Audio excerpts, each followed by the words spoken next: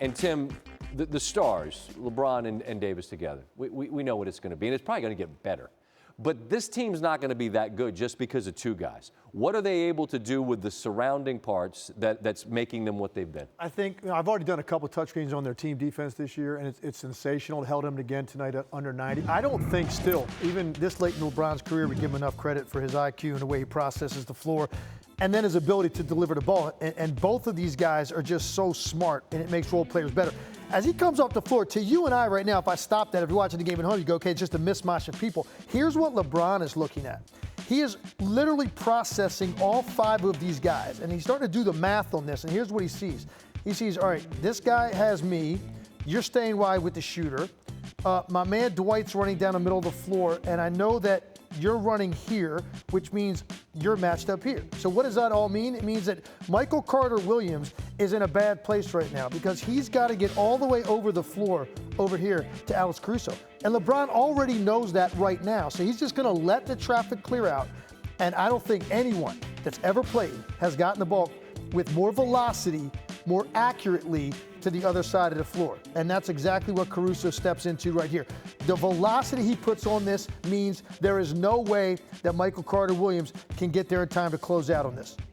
And that's right in the cradle. And look at all the space you have. And what that does, it makes a guy that's a decent three-point shooter a great three-point shooter because he's got an extra count. And AD, same thing. His IQ, we don't talk about it ever because of all his athletic ability. But take a look at the double team comes here.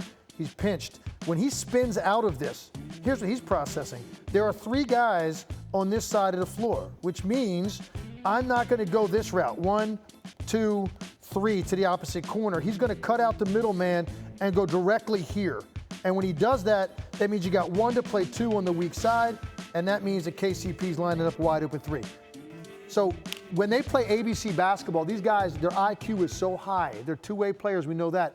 The way they see the floor makes all the role players better. And this team's on a mission right now. Milwaukee and the Lakers are at such a high level relative to everybody else in the league right now with how focused they are every single night to keep this train rolling. I mentioned Brogdon in the Indiana highlight. Milwaukee losing him, obviously. At some point, you miss a guy that's that talented. Milwaukee's still figuring out that absence to a degree. But Los Angeles is new with Davis, and it's just 25 games. So as good as they are, will they get better, and if so, in what ways? They definitely will, because the thing they're still waiting on is Kyle Kuzma to find his rhythm. I mean, imagine when he is finally comfortable with his role, shots. He went from 15 shots to 9 this year. That's got to be hard for a young player. When he gets comfortable and finds his rhythm, and you're talking about 15 to 18 every night off your bench, he's giving you that Lou Williams type production. Now, careful on a night when careful now. Right, Careful maybe, now. Maybe not quite there. Don't get reckless talking about Lou Williams out of here. I know what you're saying. That's a professional at what he does. I get it. Okay. But I'm just talking about in terms of numbers. Okay. 15, 18 a game is about what Lou's going to give you. I think Kuzma can get there. When he does, it means you don't have to have big offensive nights out of LeBron and Anthony Davis. So they haven't gotten that yet. They're still figuring that part of it out. I've just been so impressed with how hard the Milwaukee and the Lakers play every single night. I just think it's consistently harder than anybody else in the league right now. Yeah, and you pointed out the defense. I mean, they held Orlando to 9 in the first quarter. They're so long. 9. And I mean, if you have the want to and the interest on that end, I mean, it's going to just lead to so much on the other end. It's 22-3. It's awfully good, and it'll probably get better. Tim, appreciate you. Thanks, guys. Thanks for watching ESPN on YouTube. For highlights and analysis, check out the ESPN app, and for live streaming and premium content, check out ESPN+.